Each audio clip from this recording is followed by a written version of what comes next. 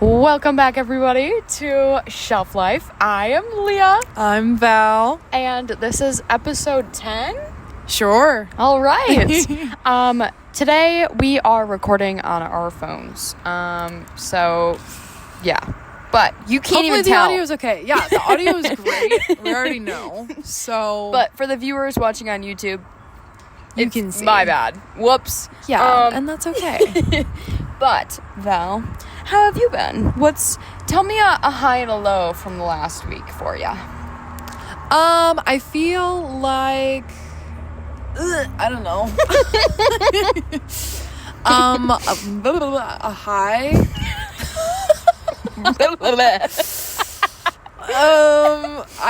Well, this was maybe a little bit more than a week ago, but I was just in Chicago and that was super fun. Got to eat all sorts of yummy food.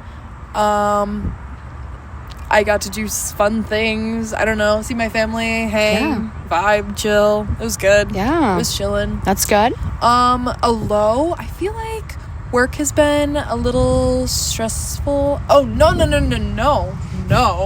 My cat ate glass.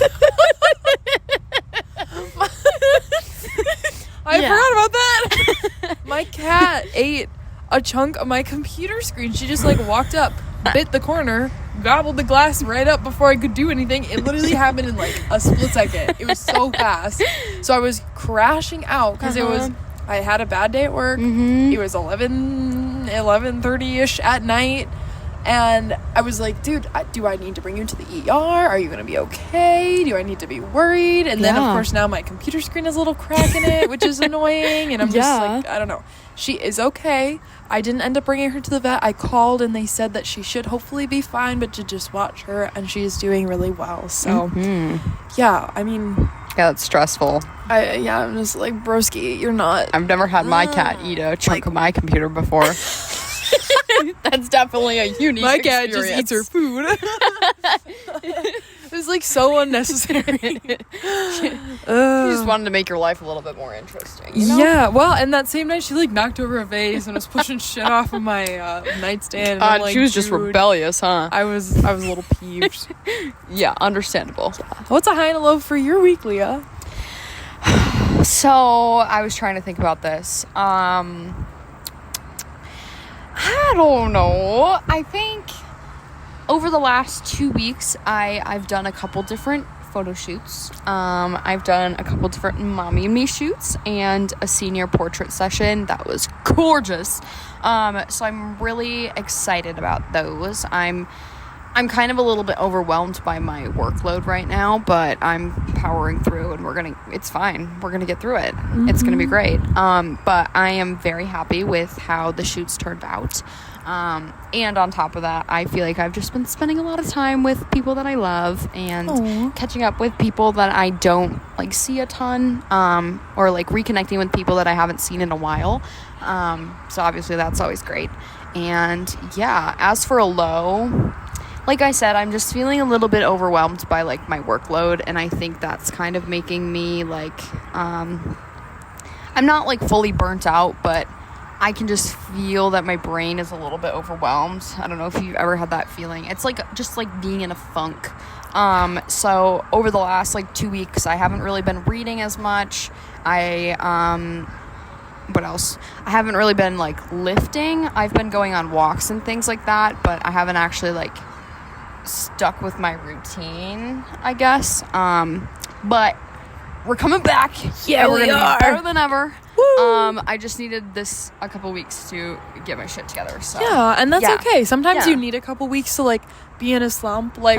Obviously, I think you don't want to slump too far. No. But sometimes being in a little bit of a slump and then realizing that you're in a slump and getting back out of it and getting back on top of things feels really, really good. Yes. It's when your house is an absolute disaster and you're just God, I just don't want to clean. But then you do and you feel so good afterwards. Yeah. It's just sometimes getting your life back together is so much fun. Yes. So I love that for you. Yeah. And I definitely have been able to tell that I'm in this slump, and I think I was talking to you about starting a mini series soon to just get my shit together and hold myself accountable more, because I have a tendency to just kind of go through this cycle. But I'm sure everybody else has that As same is feeling. life. You know, that is Yeah. life. Like, shit happens. We can't be happy all the time. Nope. Like, that was a really quick nope. But you know, like, it is life. It's the circle of life. Yep. But yeah, so that is my little update. That was very long. I'm so sorry. No, that's okay. That's okay. I'm so excited to like move into fall. We were just kind of talking about Yes. fall a little bit. Uh-huh. We're trying to enjoy summer still because it's still summer. And is. as soon as the cold comes in, I'm going to be like, God, I hate my life. But like, Yeah. I don't know. I'm so excited. Do you like pumpkin spice? Yes. Okay. Oh, I thought of a really, really good fall drink idea the other day, and I just need to share it with you guys. It's a what was it? Caramel butter pecan chai. I feel like that would be so good. I just like brainstormed that the other day, and I'm not gonna start drinking chai until September. Okay, I just can't. I'm trying to drink my summery drinks. This one that I have today is a little more on the fall side, but I don't know. I made pumpkin spice homemade syrup at the beginning of August. So like, yeah, I'm sure it's delicious, and I'm really excited to actually like make some of that myself. Yes. But like you said, we're trying to enjoy the rest of summer. Yeah, So because we really only have like a week left. yeah, basically it's Yeah. crazy. And then it'll get cold. Yeah, and Val will be going back to school, so we're hoping to stay consistent with the once a week episodes, but we might have to rethink that schedule if things get too crazy, because I'm not trying to overwhelm you. We'll just see what happens. Yeah, We'll see what yeah. happens. Just for a future warning for you guys. But yeah. Val might be crashing out, so Don't worry, I'll probably crash out right with you in the winter. So perfect. Oh my gosh. yeah. Anyways, Well- let's before we get into our little book series, obviously we're outside today. Yes, we but are. We stopped at Grounded in Onalaska at the Y to get Yeah. some drinks. So tell us about your little fall drinky drink. Okay, Sort of so, fall. Yeah, sort of fall. They had an August special that was a s'mores mocha, and That is so summer. What are you talking about, girl? it's kind of fall. The mocha part, I don't know, maybe. Chocolate. You know what? Never mind. Continue. So, Continue. it's a s'mores mocha with marshmallow cold foam. So I guess you can consider it to be a summer drink. That sounds but yummy. yeah.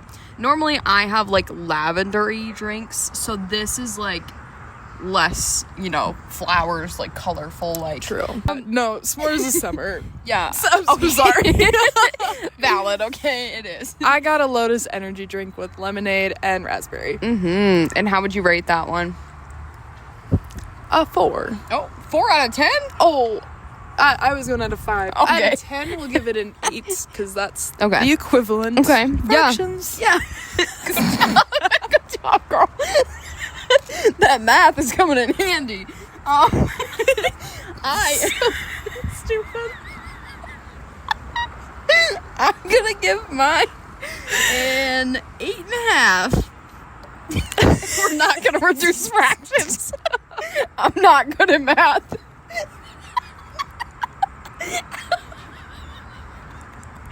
So, let's my get God. into the episode. Yeah, for this week, we read Everything I Never Told You by Celeste NG. NG. We don't know how to say her last name. Yeah. So, Celeste NG. Uh-huh. There's the book. Yeah, this was like... How many pages was this? Wasn't it like 200 It was kind of a something? shorty one, I Yeah, think. it is. But I feel like the text is kind of small, too. 297. Oh, yeah, okay. So, still like a 300-page book. It's kind of on the shorter end, but I think the text is just smaller, so it makes it look shorter. Yeah. Yeah. Yeah. But I just finished this book yesterday.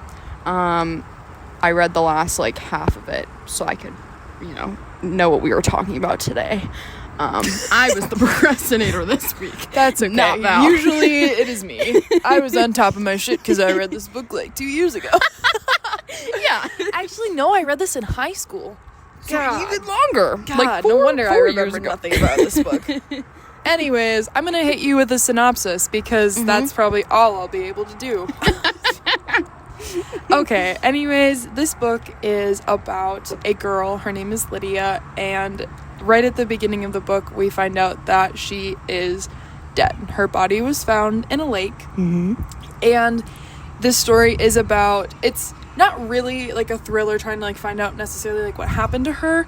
It's more about her family and how they process the grief and the loss of their like their family member. So it alternates between her older brother, her younger sister, her mom, and her dad, as they're all like trying to navigate life moving forward, figure out what happened to her, but then also just like dealing with their own grief and their own feelings about losing their daughter, sister, brother, whatever. Yes. Sister. Yeah. Not brother. Oh my god.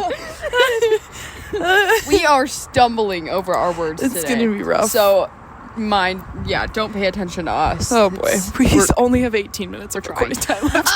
Okay, we gotta rush. Lock in. Yeah. Yeah. Anything else you want to add to that synopsis at all? No. Okay. Okay. Another really big part of this book is family dynamics and understanding like how different members of a family can interpret different events like differently, I guess. And yeah, like just how we process them and how we make sense of things. This family in particular has a lot of interesting dynamics going on. A lot of generational trauma. Oh yeah. So the dad is Chinese and the mom is American. So two of the children are also Chinese, or they look Chinese. And then the other daughter doesn't, but that comes up because they're like the only Chinese people in this town.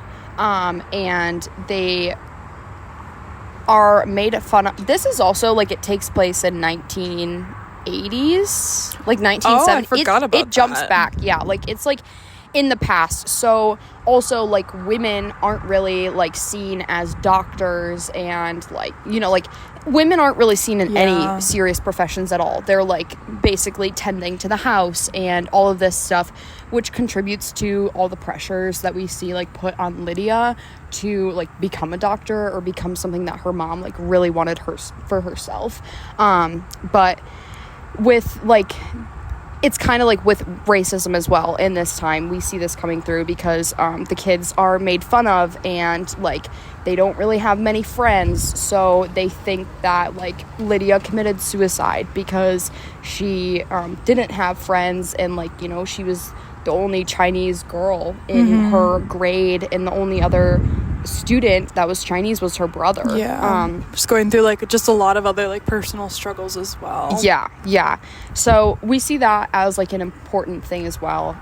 But yeah, there's just a lot of different like tension between the ways that the parents talk to the children, and with like their mother, she wanted to become a doctor, and then she met their father and they had NAF, and it kind of just like completely disrupted the mother's dreams, so that when Lydia is born, her mom really focuses on like trying to make her into the woman that she wanted to become herself.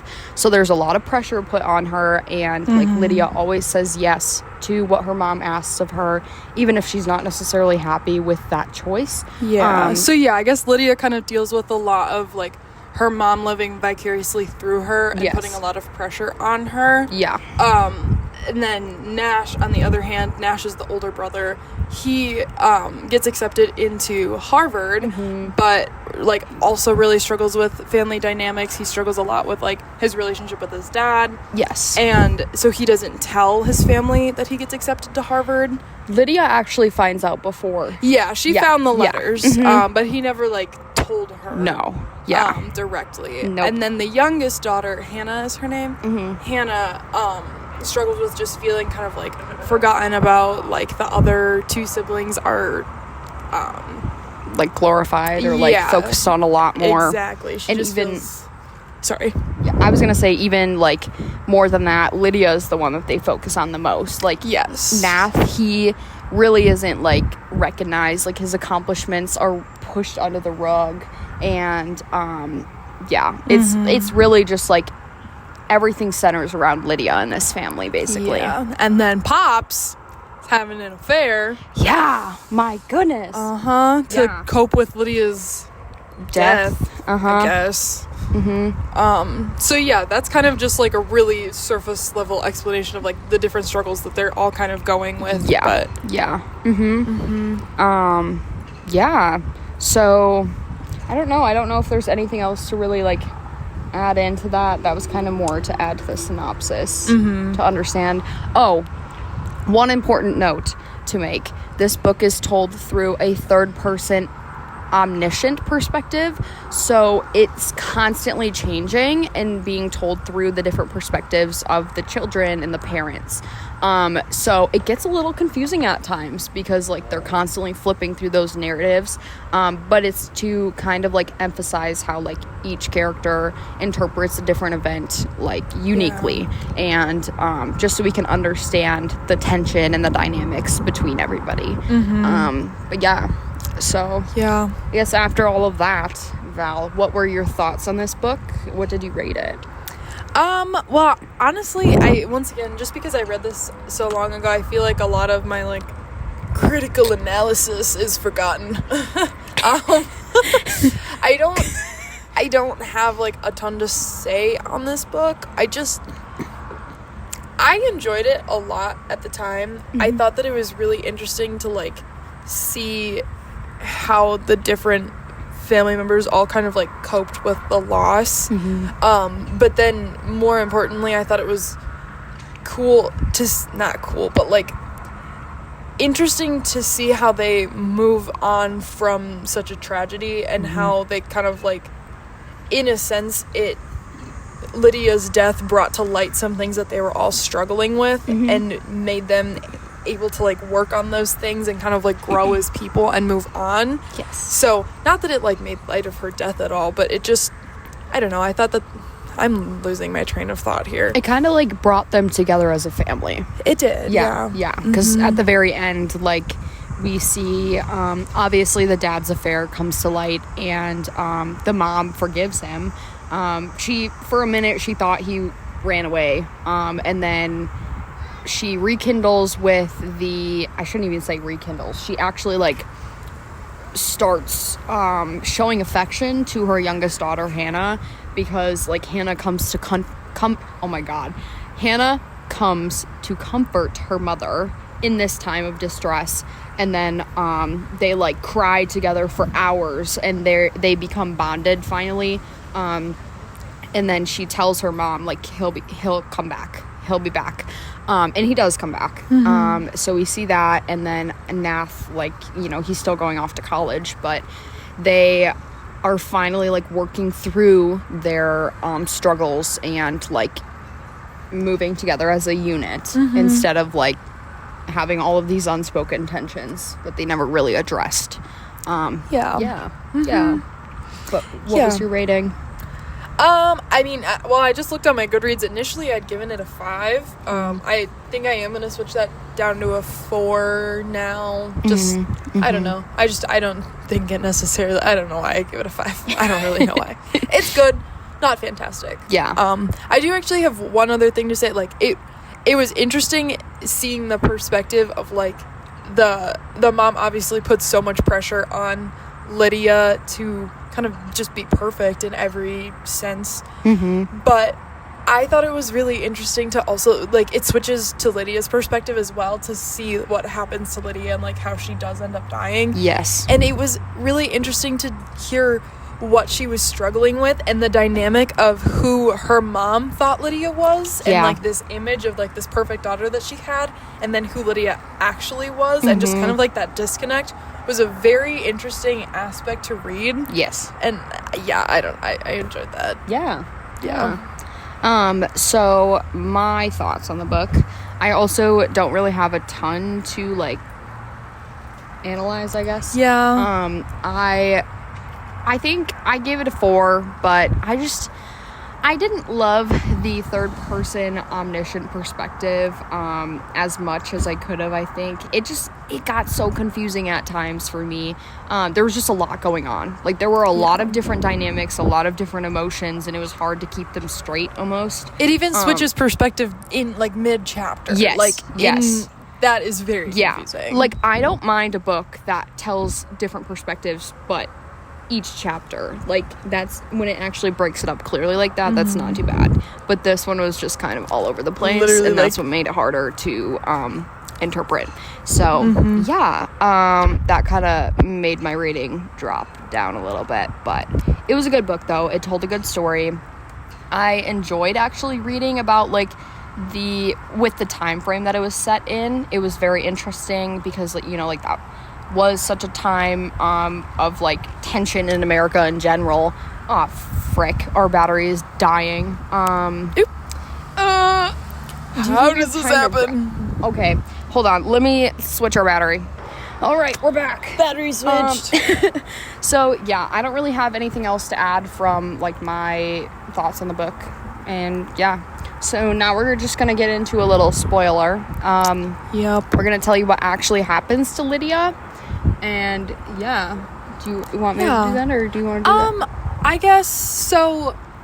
Lydia she's struggling with kind of a lot of like external things. She like fails her driver's test, she gets rejected, and obviously just feels like a lot of pressure from her mom, whatever. So she like sneaks out of her house in the middle of the night and goes into this rowboat in the lake. And I'll let you tell what happens if you'd like. Yeah, so essentially she like paddles out to the middle of this lake, and she's, you know, thinking about all these things, but she makes this decision that she is going to change how she's living. She's going to start living more independently. She's going to tell her mother no. She's basically planning on making all of these changes.